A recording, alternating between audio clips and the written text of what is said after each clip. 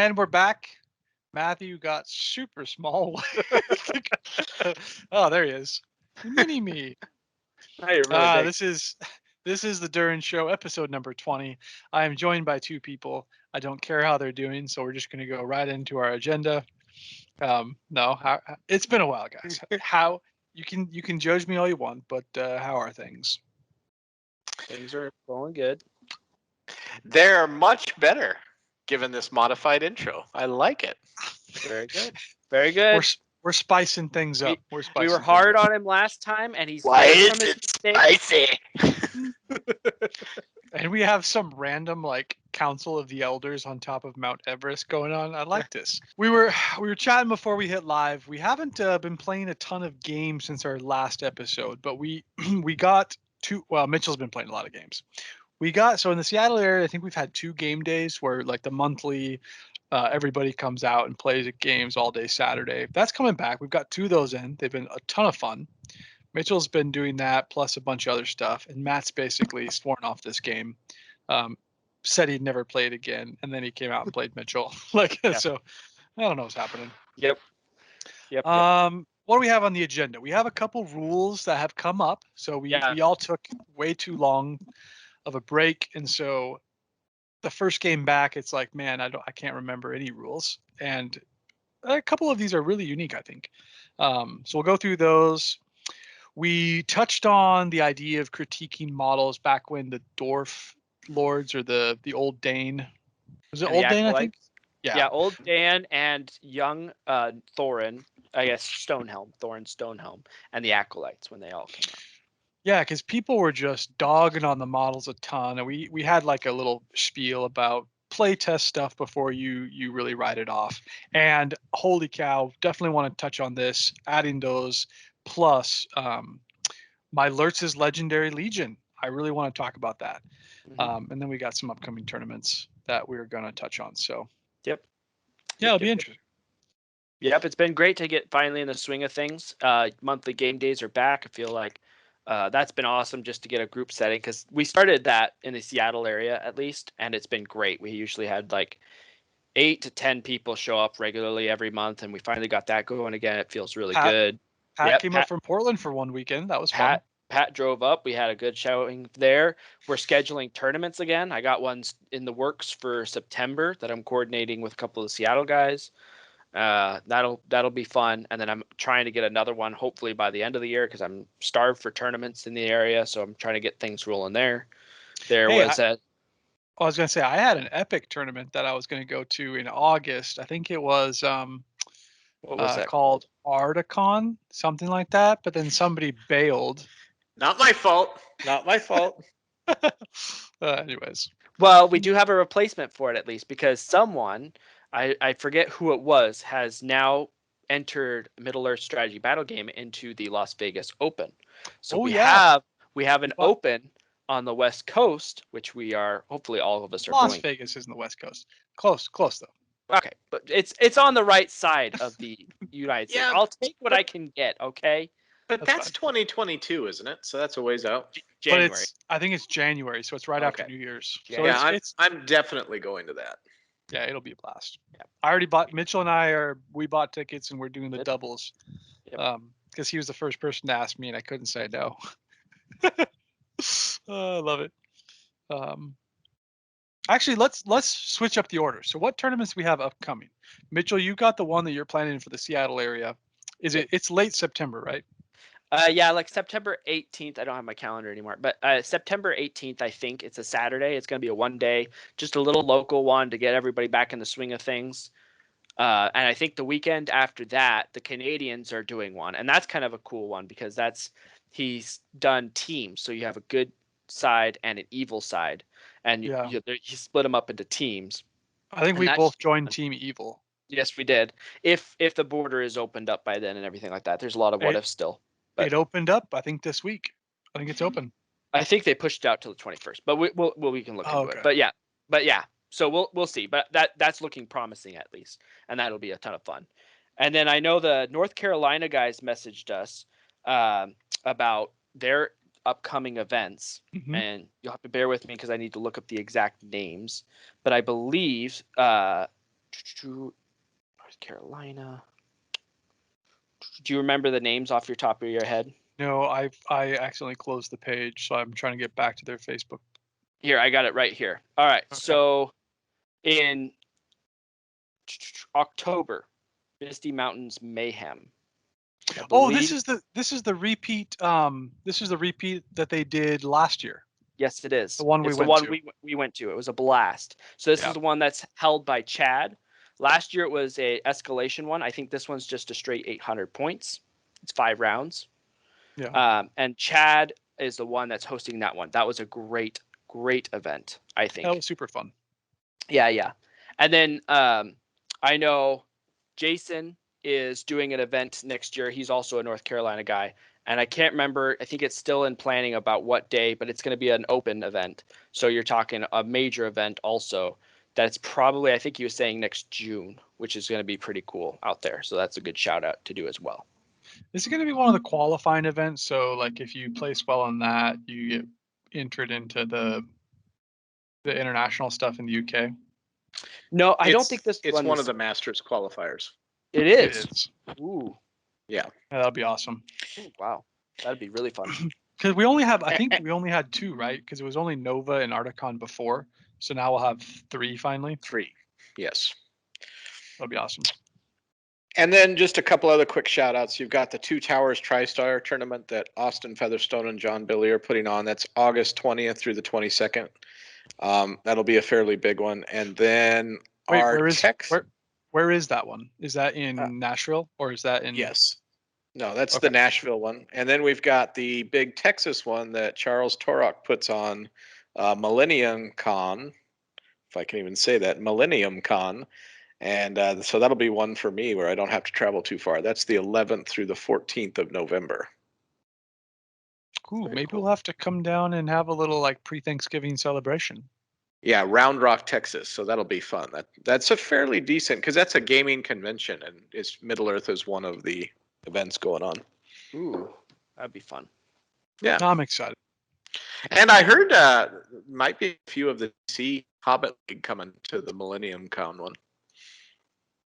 Oh, really? That'll be Yeah, 'Cause I they think- posted some interest. okay. Because I think I've only played with the North Carolina crew and the Nashville crew since, I mean, for the last year it feels like. So, Yeah, I've never played the DC guys. I just the North Carolina guys. Yeah, it's been since Nova since I've got to play them, and besides just casual games with a couple of them that travel down here every once in a while. it'll be a blast. Cool. Very cool. Yeah. Awesome. Lots to look forward to. So that's coming up. We'll keep doing updates if things change or if we screwed something up on the details. But that's yeah, the main reason why our episodes have also slowed down, is because games are finally back in swing. It seems like we're getting busy. Things are opening up, not just for hobby wise, but vacation wise and stuff like that. So yeah, without a doubt. It's really about reliving game experiences, talking about strategy. So when we run dry on recent experiences or tournaments, it feels like we're going to consciously make a decision to have less episodes versus switching over to theoretics and all that kind of stuff. Yeah, we've talked about this 100 times, but without a doubt, my favorite part is like building random lists, getting ready for an event when you know what the point limit is, trying to craft that ultimate winning combination, and then telling everybody why it didn't work. So oh yeah, that's what I've been doing nonstop for the last couple of weeks. Because once I found out the Las Vegas Open was going to happen, that's a good and evil. So I've been building 2 lists that I've been trying to theory craft, play test, and put up against as much as I can to see what will happen. But it's been fun. Which begs the question, without giving away your list, if you had to say to play for the ability to keep playing Middle Earth, and you had one good army and one evil army at 800 points, what's your good and what's your evil? Probably the ones I've been most comfortable with, honestly, and played a lot recently. I don't think I dig out. I would have said, if you asked me 2 years ago, I probably would have said Cause of Doom, but I haven't played Cause of Doom in 2 years, so I don't think I'm as comfortable with them now. So I think you're Khand and Lothlorien? I wouldn't actually go with Lothlorien. I would go with Fields of Celebrant. I'm going Earl and his sons. That's a strong. Yeah. I think I would probably do Kingdom of Moria for good, and Angmar for bad, for evil. Those are I also like it. really strong. Those are really strong. I like it. Yeah, I do Corsairs, Harad for evil, and then I would do Army of Thror for good. Yeah. I've been playtesting an Easterling Khand alliance, and I've been bashing on that alliance pretty hard because I've always wanted either pure Khand or pure Easterlings, but I think I'm stumbling on a balance that I kind of like. But I haven't play tested it that much, so we'll see. We'll see. Needs more stress testing. Very good. All right, well, let's jump into these rules questions that we've cataloged to go through. I just have this in the order that we were chatting about it in our little group thread here. So number one, this is a what if, can you do it type question. So in the situation where you lose a combat and you're trying to back away, so you're trying to retreat that 1 inch, and you can't retreat a full inch. So let's say you have like 0.7 inches or whatever of room. The question is, can you back away that 0.7 inches and still be trapped? Because the rules are clear. If you can't back away a full inch, you're trapped. But can you back away that 0.7 inches and still be trapped, or are you stuck without moving, without being able to back away and also be trapped? So let me say that a different way. Yeah. Can you make way? No, not make way. Can you back away 1 inch or less than 1 inch, or does it have to be 1 inch or nothing? That's a great way. And I'll give the example why this rules question came up. I was actually playing Richard online, and he had the Watcher, and I had 2 models engaged, and we were kind of pulled into this tight terrain piece. And so both of them would be trapped. But if I moved one model 0.9 inches or whatever it wasn't quite a full inch, it would give my second model room to back away 1 inch to where it replaced where he was. So only one would be trapped. Only one would be trapped. And he goes, well, is it all or nothing? Like you said, can you back away full 0.9 inches, take the trap, take the double strikes, or can you not move at all? So we talked like a few episodes ago about what does backing away when you lose the duel represent. And we all decided it's supposed to represent you stumble backwards and you're trying to regain your footing. And trapped is when you stumble backwards and you don't have enough room. Yeah. So I think you'd still go back as far as you can, because you can't help the fact that you're stumbling and you don't have enough room to recover, so you're trapped. But you still back the 0.9. I would like to read 3 paragraphs, if that's okay with you guys, really quick. I'll try to. You don't believe in reading rules? I know. We believe in just saying what we feel emotionally. I know. This is what I think. Is this FAQs or is this page 44? This is page 44. So this is okay. The rules of the main rule book. Of the main rule book. So with the duel's winners determined, the loser must back. Okay, I'll re-say that. The loser must back away in the direction chosen by the controlling player. To back away, the loser must move 1 inch in a straight line away from the winner, although this does not have to be directly away. When a loser backs away, it can move through enemy control zone, but cannot move into base contact with an enemy model. Backing away is not slowed by difficult terrain. Backing away cannot be used to cross obstacles or to take jump, leap, or climb tests. However, a loser at the edge, and this talks about the edge stuff, and then right next to it is trapped. And this is if in the swirl of close combat, it's quite common for a model to be unable to to make a full back away move. This puts them in a position of extreme danger. If a model cannot back away a full 1 inch when they lose the fight, they are trapped. Usually this occurs when a model is backed against terrain, such as a wall or boulder, or is completely surrounded by enemy models. It is important for surviving models to be separated once a fight has been resolved, so be sure the loser backs away enough to separate the bases of the models if you can. If the losing model is unable to back away at all because it is pinned in place by multiple attacks or by an obstacle, then it does not move and the models are left in base contact until after the winners have resolved their strikes, after which they separate themselves by just enough that you can see a little space between them. Aha, I am justified. So I think the key there is it says if it can't back away at all. then they remain in place. So that's saying if it can back away a little bit, it still does. Wait, sorry, were you Mitchell? I like zoned out there. Were you reading from the striking a trapped model section? It's trapped on 45. So skip to 46, the last paragraph of striking a trap model. The last paragraph says if a trap model is unable to back away and survives the strikes, then the attacker must back away just enough to separate the models.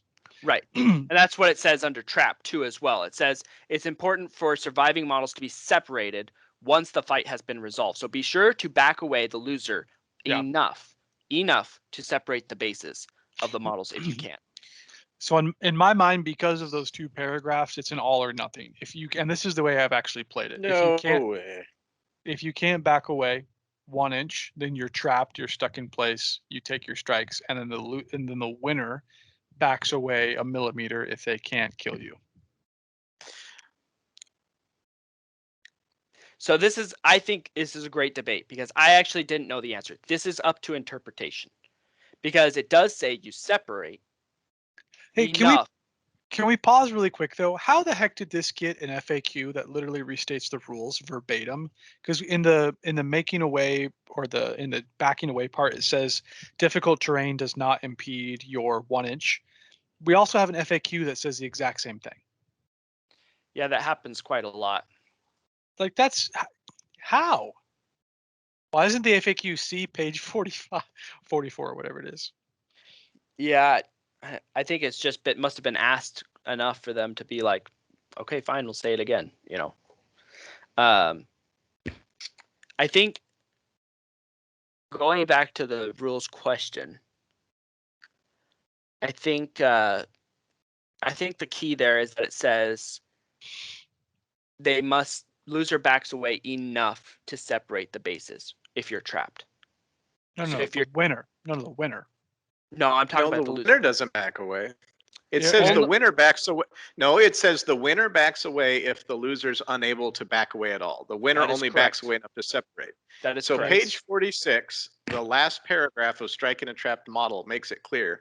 It says if a trapped model was unable to back away and survives the strike made against it, then the attacker must back away just enough to separate the model instead.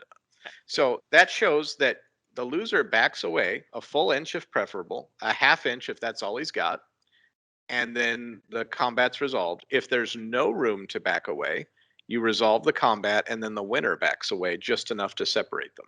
I think it's pretty plain. I agree with you, and I want to agree with you. The only thing I'm not saying you're wrong. I want to throw this out there. This wording right here is what I'm hung up on, which is it is important for any surviving models to be separated once the fight has been resolved. So be sure to back away the loser enough to separate the bases of the models if you can. Where is that part? That is under trapped on page 45. Under trapped, it's the third paragraph. Oh yeah, I see this. Okay. So it's just saying back away the loser enough to separate the bases. So what's enough?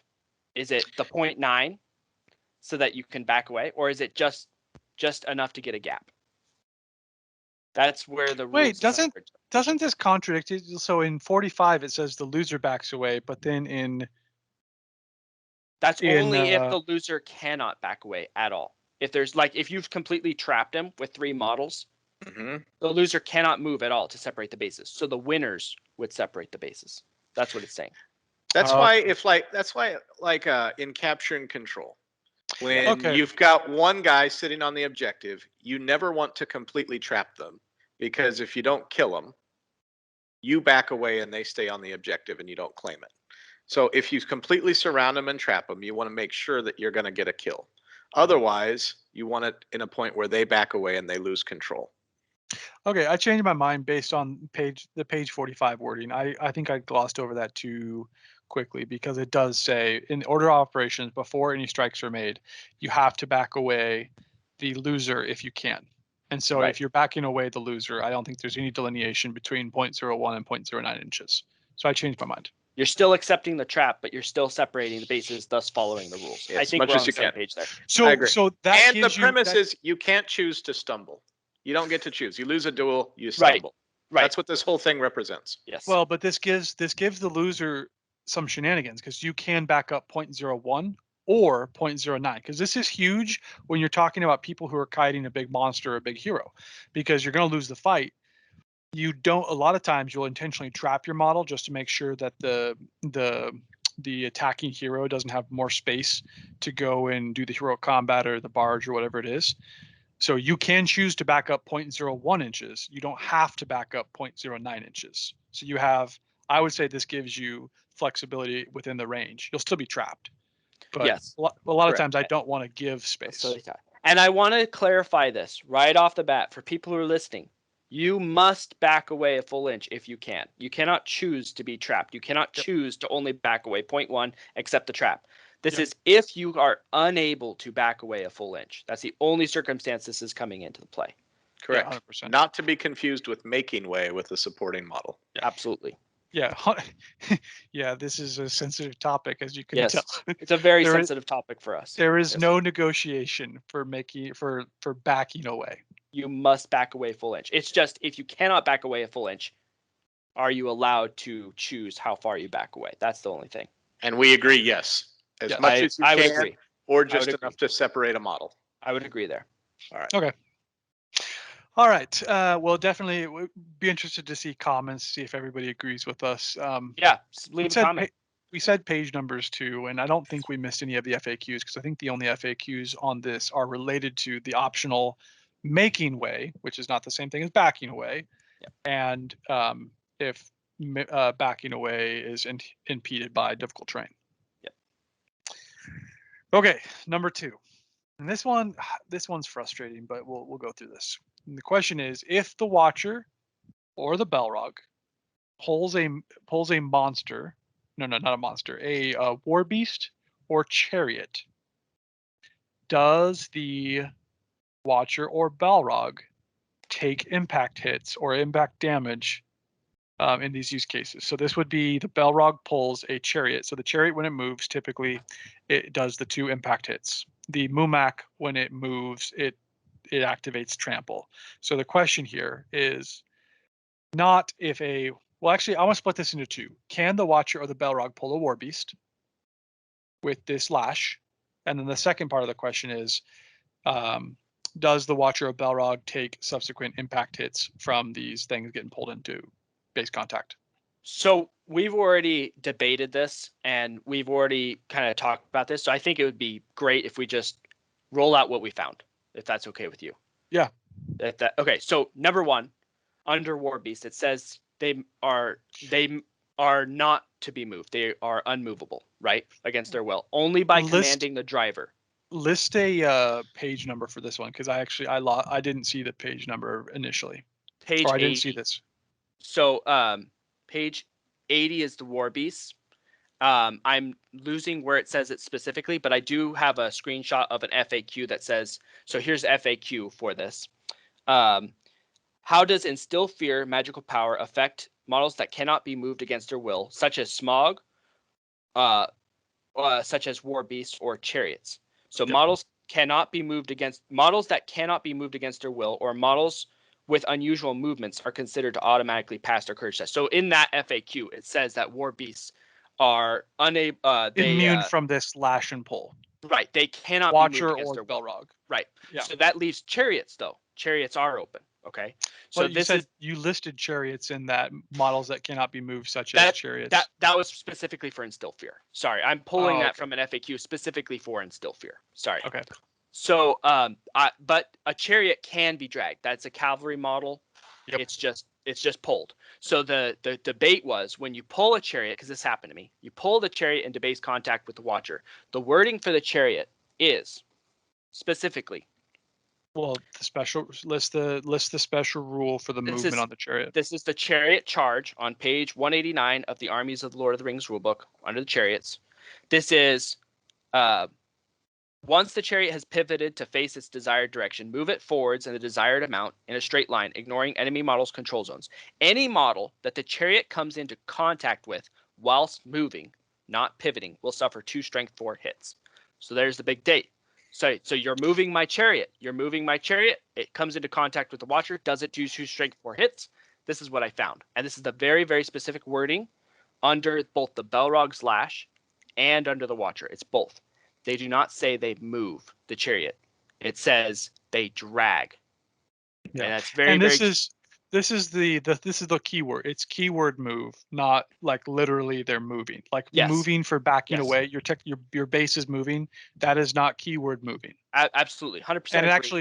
actually says in the FAQ, backing Backing away away doesn't count as moving. Correct, 100%. And I just wanted to clarify that for everybody. So it's being dragged towards them into base contact, even over intervening models or terrain. So the idea is they're picking up, they're bringing it over, they're pulling it in. Yeah. It's Think not about actually Boromir getting right. shaking up in the air type deal.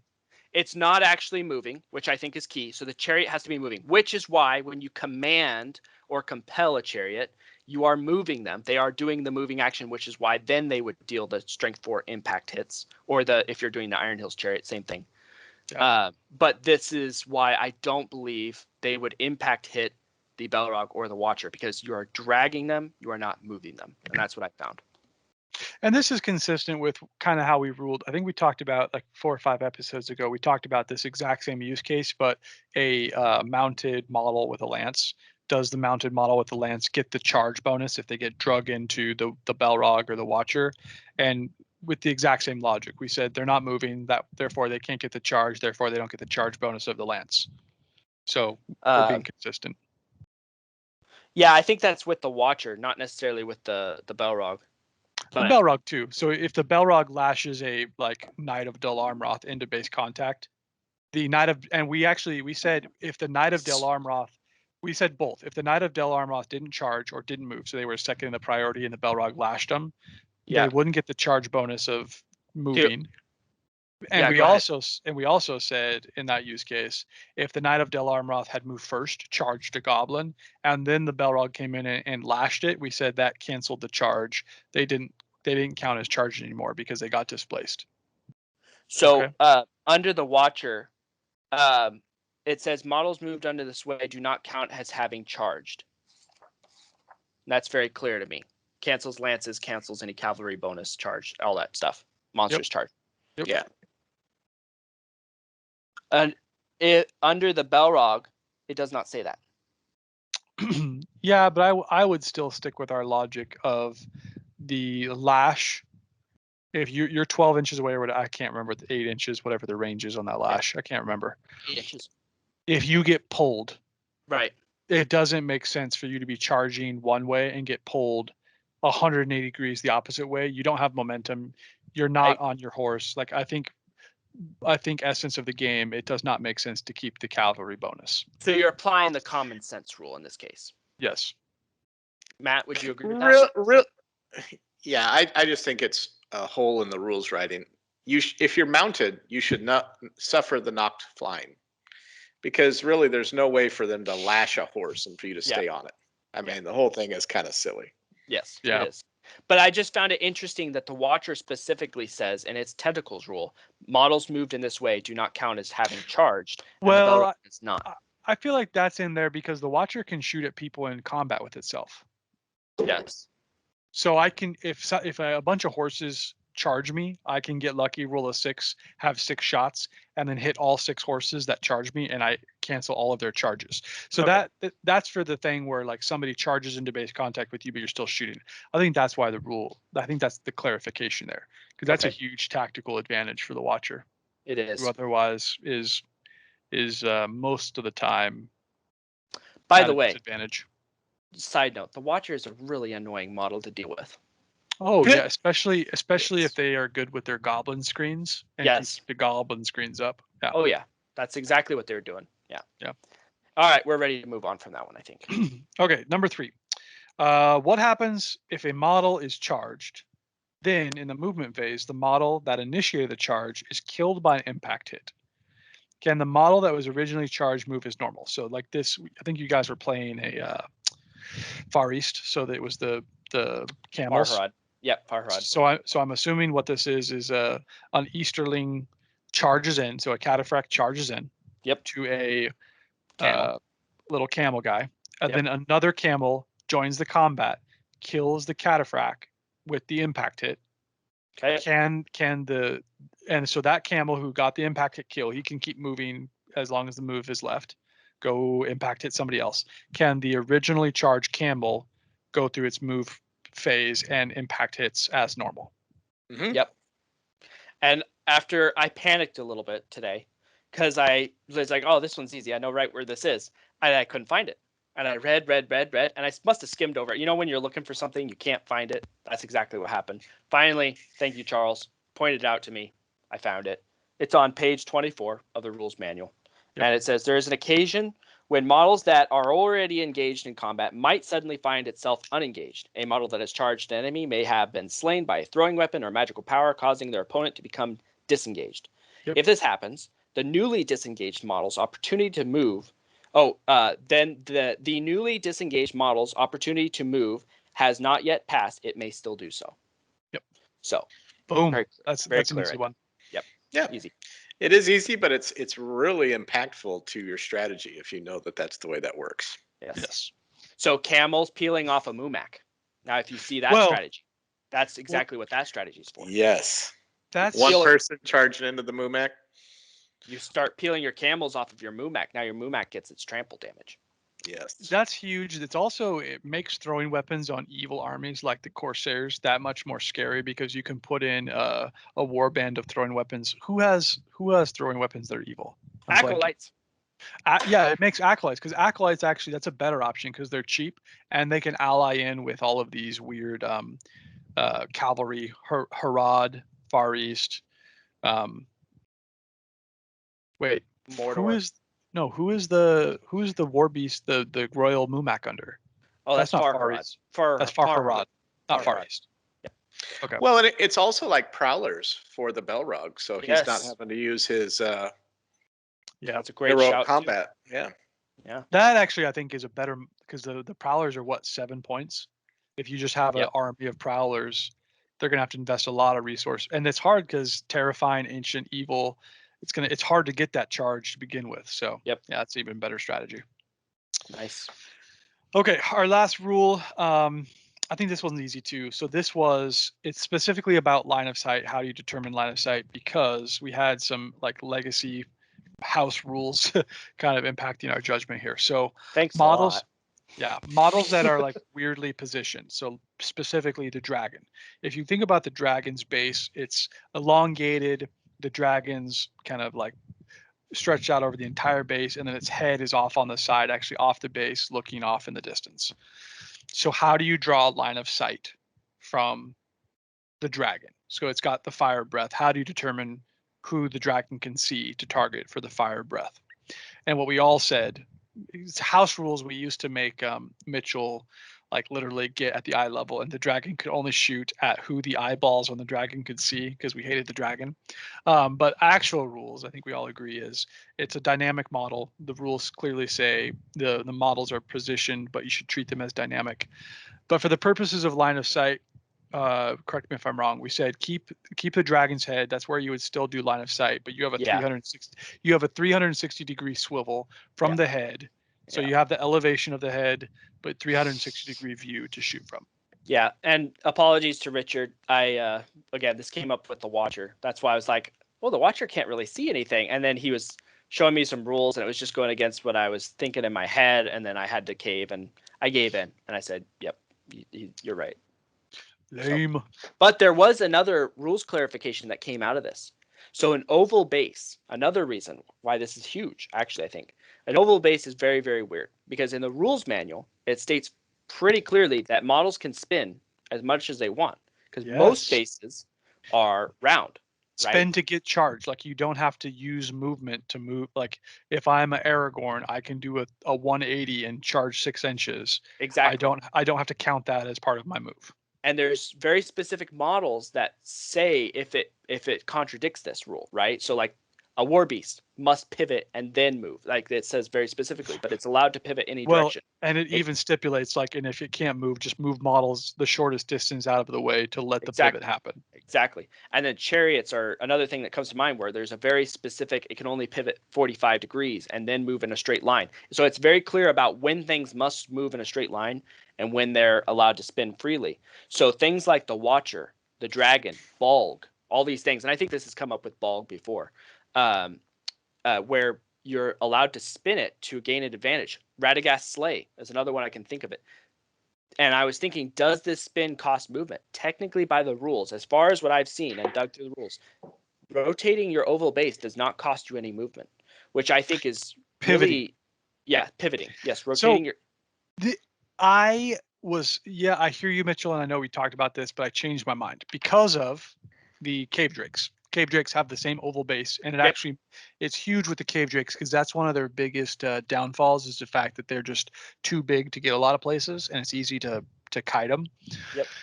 I think I would agree it doesn't cost you movement to pivot your base, but you can't pivot your base into control zones. So you're not going to force people to move. You're not going to displace people by pivoting your base. So I think if you are in open terrain, yes, pivot your base and move, fine. Get the little extra advantage, whatever. If you are in combat or if you're in the thick of the fray, you can't pivot your base, force other enemy models to be displaced to allow you to pivot and then move. You're stuck. That is absolutely clear. I agree with that because that specifically says that in War Beast, when you pivot, you displace models.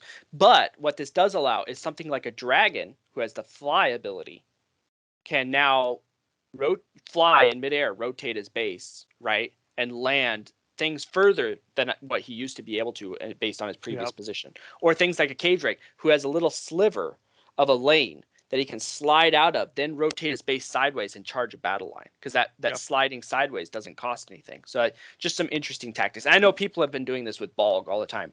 We just haven't played Balg a lot, and this is kind of mind blowing for us for bigger monsters. Yeah, oval bases are unique for sure. Yep.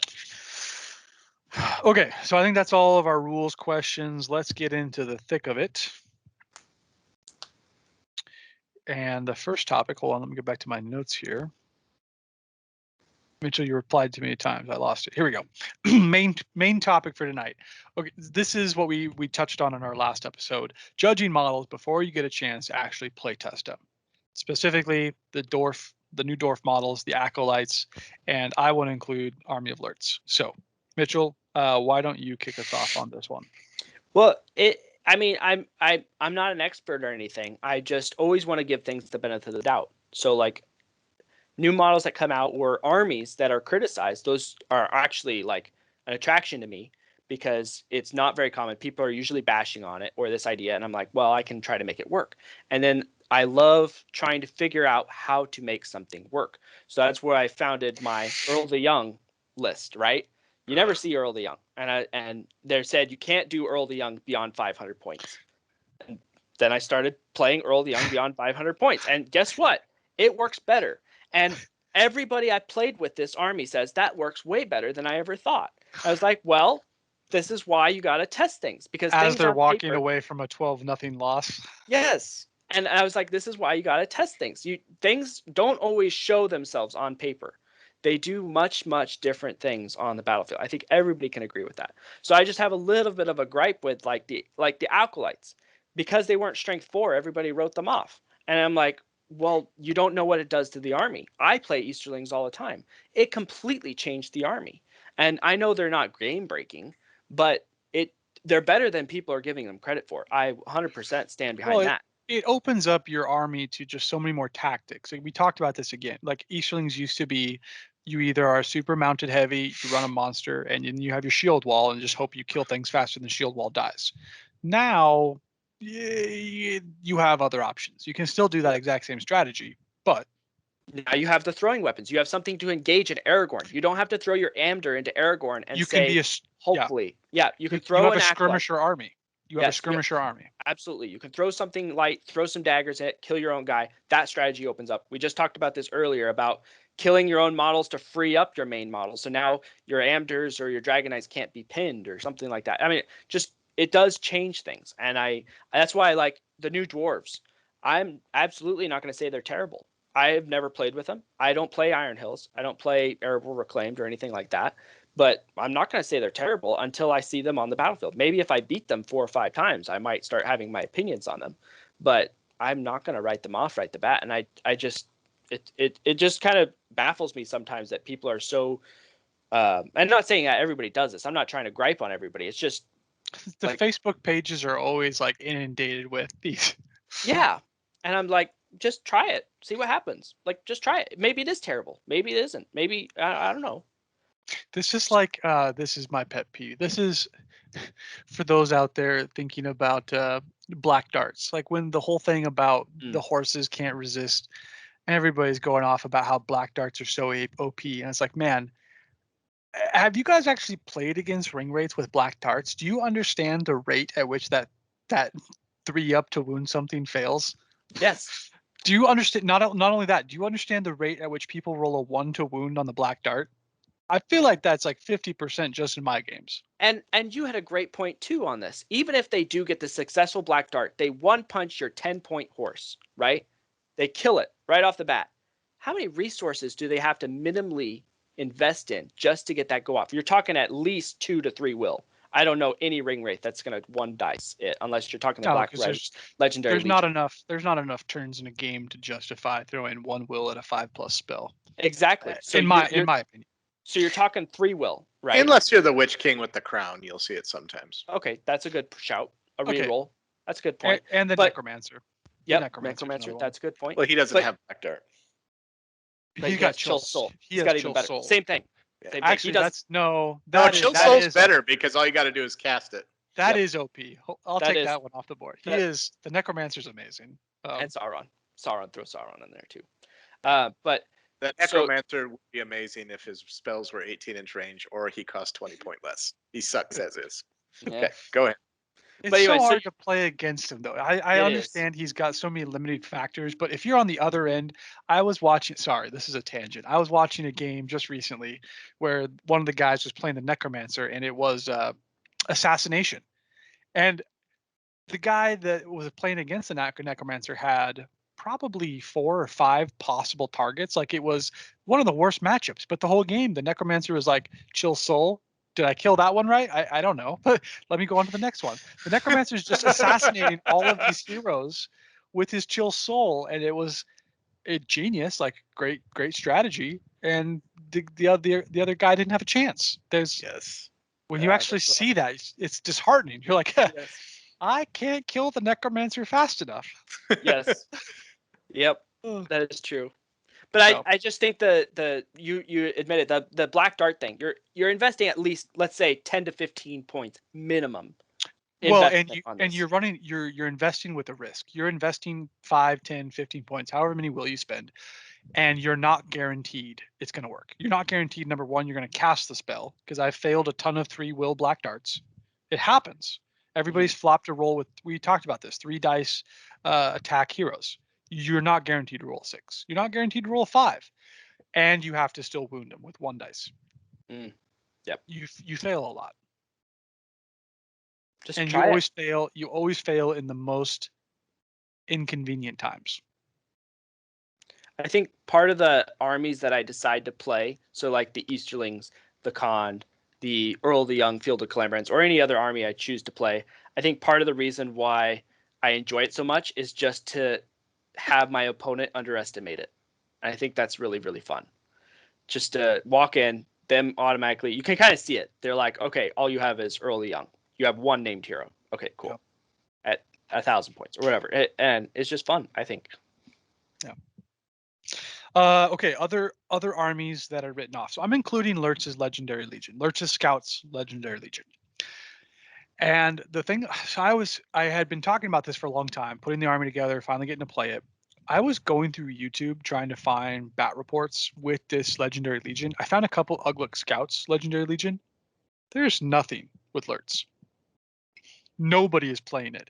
And everybody I talk to assumes that the Lurtz's Legendary Legion is going to play worse than Ugluk's because you don't have the +1, the animosity rule, the +1 wounding.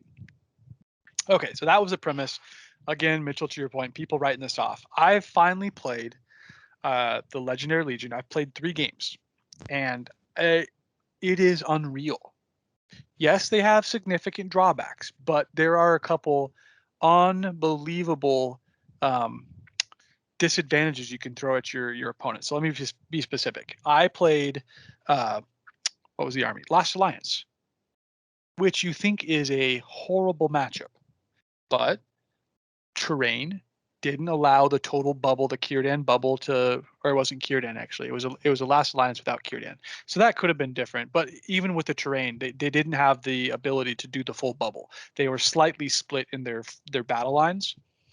Swarm them, one turn. Like I move so fast. I'm up in the No battle shooting. line. No shooting. No You don't shooting. have you don't have the gap with your animosity where your orcs are left way behind and you're like, oh, Yeah. I'm getting shot to pieces, but I got to get my urks in there and wait for the orcs to catch up so I can get this animosity rule. Turn 2, I had on one flank, I had the entire flank, the entire Elven battle line, front and back. Like I was tagging people front and back. And so if I had priority, there was going to be a ton of traps because like they were completely surrounded. That was a very close game. I think I ended up losing that one at the very end just because Elendil did his thing and I couldn't. I played bad with my heroes and my resources. But still, toe to toe up until the very end against Last Alliance, which I think is a significant disadvantage for this army. I played Army of the Dead, the Legendary Legion. What's that? Return of the King. Yep. This is the one I laugh about. So not only did I get an amazing scenario, I got Seize the Prize. First turn, so it's 12 inches away. First turn, I marched and drummed. I am 4 inches past the objective, and there's actually no way my opponent can counter that. So I'm past the objective. I dig it up, and it's going to be a football sprint. I'm going to march and drum again, and my dude's going to move 14 inches left to right. With that army, there's no way they could block it because they just couldn't move fast enough. Yeah. Boom, game over. But the funny thing that happened is on that first advance, I was playing against Legolas, and my 17 archers plus Lurch, they marched and drummed, but they only moved 7 inches. They turned left and deleted Legolas in one volley fire. 18 shots. Legolas is gone. Wow. And my opponent was like, "Whoa, I don't think I've ever seen that happen before." So there's Legolas just a became lot a of human pin cushion, an elven pin cushion. There's just a lot of. Go ahead. Well, this army, it's so funny to our point of actually play it before you judge. So whenever you talk to supposed experts at this game, what does everybody tell you one of the most important heroic actions to have in your army is? Strike. Strike, and then it's usually march after that, and then people say defense. But march is so powerful. Have to have march. Gotta have march. Most games you're dealing with 9 points of might, and you're going to use up a ninth of your store in a 600-point game for one march. And yet these same people blow off this scout list as horrible, and it like that is a great point. It gets amazing movement plus free marches with the drum. I mean, it just, and you can get the 9-inch movement without the restriction of not having to charge. It's better than March. It's better than March.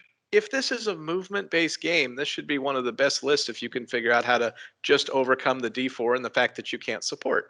On top of that, it's a strength 4, fight 4 army. D5. I have shields on my guys. They're not totally naked. Okay. Yeah. You just don't get to spear support. Yeah. If you can't find in ranks, you've got enough movement to make up for that. No, I that part's hard. No spear support's hard, and so you do have to be very tactical about making sure that when you engage, you can engage from front and back at the same side or at the same time. Like you do have to make sure you're swarming completely. But the fact that they have shields really helps with that, because as long as you're willing to shield, you can still get the same number of dice, and you pick where you want to kill. Mm-hmm. So. Wall, you're engulfing your enemy. They have absolutely nowhere to go.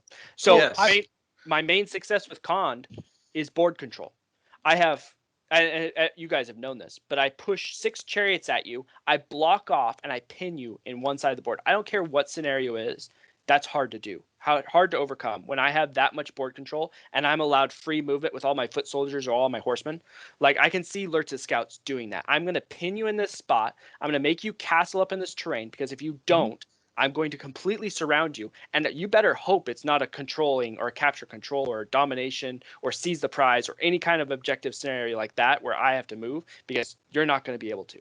Yeah, so as long as you don't mess up and get caught in a game of attrition and you don't attack the wrong castle, I can casually move. And I'm doing overkill with the drum on this, but so the list is it's 5 captains, 3 named. So that's 5 strength 5 heroes. So even high defense armies, as long as I can avoid, getting killed by the Elendils, by the Gilgalads, etc., which isn't that hard to do with 55 models in the army.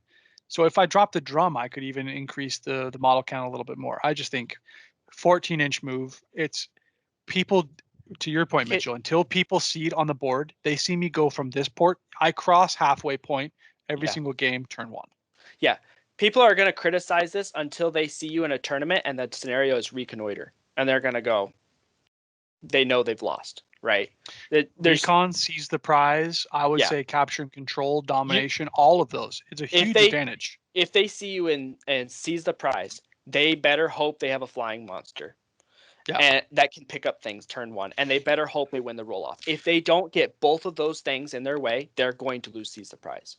And I would say even a flying monster only moves 12 inches. Yep. Well, and this is the hidden factor. And you guys were making fun of me because I'm the most anti-archer person ever. If I ever get that where somebody blows all of their resources to try and counter, so I say domination because I basically have the ability, and I've done this, destroy the supplies. I've played like variations that are very close to Lurtz's without the addition. I played like high marauder count.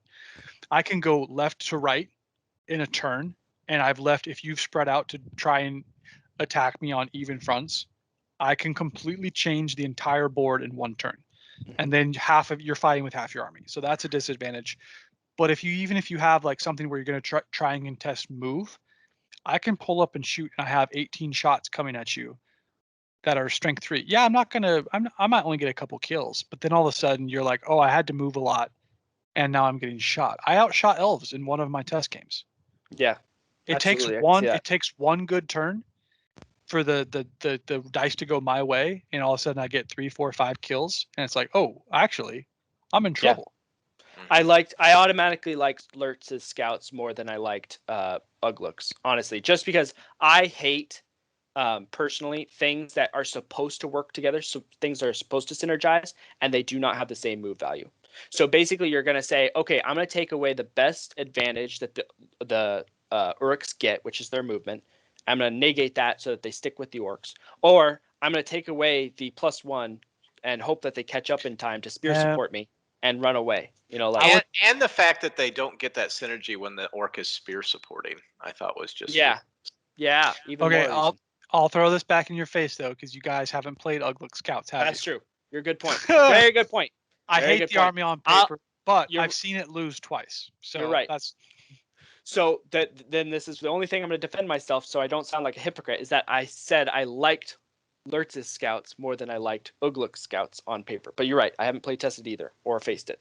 But I've seen Ugluk Scouts played a couple of times, and it does struggle. And I think it struggles because, personally, you're running captains that have absolutely no answer to any hero. With Lurtz and Lurtz and Mahur, I have 3 attack heroes that can get lucky.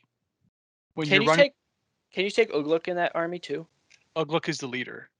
Oh, no. Lurtz's scouts. Yeah, that's the 3rd captain. So I have Ugluk. So I have 2 striking heroes. Lurtz, Mahur, Ugluk are the named heroes, and then I take 2 generic captains. And the shield throw. Okay, that is epic. I only got to do it once. It didn't do anything in my game, but the threat had my opponents questioning it. But again, the hidden gem guys, challenging captains. I can bully captains. I was bullying in the game against the elves. Actually, I played elves twice. In the games against elves, I was bullying the elf captains around. And it's late game. People who are thinking late game, if you lose, I'm on a soapbox, but I recognize the soapbox.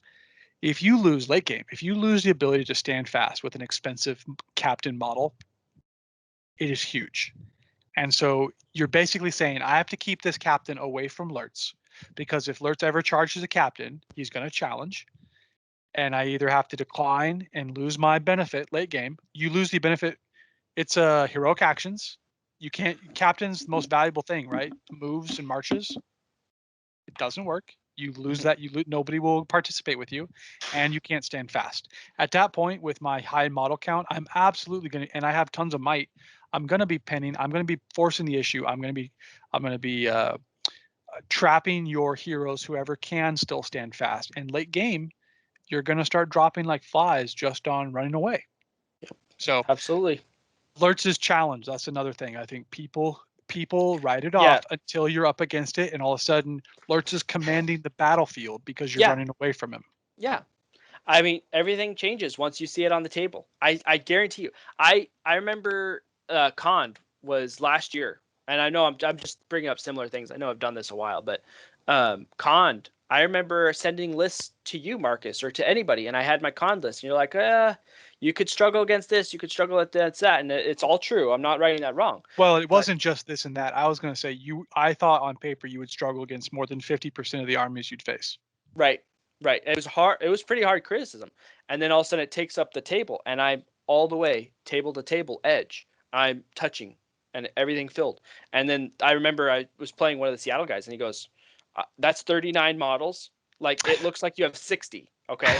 And it hits like you have 60. And it was just like one of those things where fast. it's once you see it on the table, everything changes, because you're no longer just trying to do one thing, or you're not just breaking it apart by paper. You have to actually break it apart on the table with what you have. It's a little bit different. We're totally soapboxing here, but this is Yeah. fun. I think this is why I like the game, and I think this is why I think Jay Clare is probably one of the funniest guys like I can think about conceptually. Because correct me if I'm wrong, but he's a phenomenal player, evidenced by the fact that he wins a lot of his events or is like top finisher or whatever. Yeah. Makes sense. He's a rules writer. He should be good at the game. Yeah. But he always does it with like weird armies and armies Yes. that people don't play. And it's basically he's single-handedly rewriting the meta every time he builds a list. Because remember everybody was crapping on the Rohan Legendary Legion, the Helm's Deep Legendary Legion when that came out. Yes. Nobody thought that was going to be good, and then all of a sudden he wins a tournament with it, and everybody's like, "Oh my gosh, it's the so best thing good. ever!" Look at Everybody what you buy can do. 36-inch bows. so tactical, so much synergy. Yeah. Look at all of these. It's like, oh yeah. Look at Lake remember? Town. How many people laughed at Lake Town, and now they're Yeah. terrified of it. They're Now terrified of Lake Town. Lake Town is considered, super good or like a must include. So Oh yeah. I think this game, there are so many things that are good, with the exception of the narrative heroes that they've been releasing a lot of lately, which actually suck, and they're literally just for. Oh, like Barlim and Butterbur and Harry the Gatekeeper. Okay, yeah. You're never gonna take. Yeah. I will go on paper and say, theoretically, I haven't played it. I haven't played against. I will never take those heroes. Period. I think it's just because you don't have a ruffian army. If you were playing a ruffian army, you're like, finally some heroes I can do. Finally something different. Yeah, maybe they're actually OP. Who knows? But I feel like every single army has its place to shine, and it's just people who write them off. Even hobbits. You play against a hobbit army at the right level with all those traps on the right scenario, and you're gonna gonna pull your hair out. Yeah. So every army has its place to shine. Well, I think every army can be meta if played properly. Exactly. I'm 100% on board that. And I think it's also like, for all those good players out there, there are some very, very good players out there, much better than me. Why not take it as a challenge for the most part? Like, hey, I'm going to make this army good. I'm going to figure out how it works. I'm going to figure out all the ins and outs, the synergies that nobody thought about, and I'm going to show it onto the table. I just love that challenge. Maybe that's just me. I'm not. I think you're talking about this like. I just found it interesting that you actually tried to say convincingly that you thought there was a better player than you, Mitchell. Everybody knows you don't think there is. We're on camera. Humble brag. He's like, I'm sure somewhere on planet Earth. Somewhere in this universe. No. The galaxy is expansive. We don't know all the planets. There could be a better player on Neptune 3. Like, I say this as Matt came over to my house and beat me. Not just beat me, walloped me with my own army. Just absolutely demolished me with my own army. Well, to be fair, it wasn't really demolished. 12-0, you were really in it. I mean, it was anybody's game.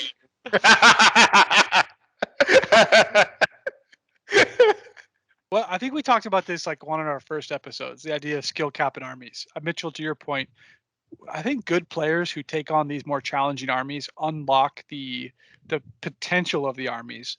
And I think there's a difference between easy armies to play, like Isengard. Isengard's a very easy army to pick up and play because they're good at the base level. They do everything reasonably well, and you don't get punished a lot unless your hero play like is total trash.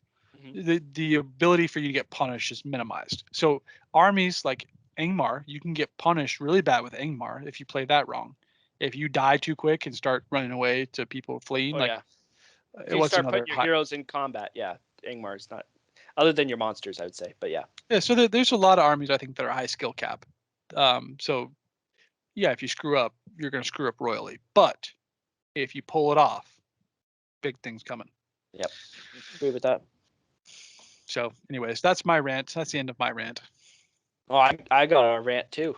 It's just been bugging me. That's all. Yeah, I want some of these bigger tournaments to start happening again so people can see what's winning. Actually, no, I'm back on another rant.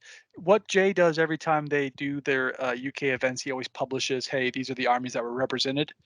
And it's usually evenly distributed.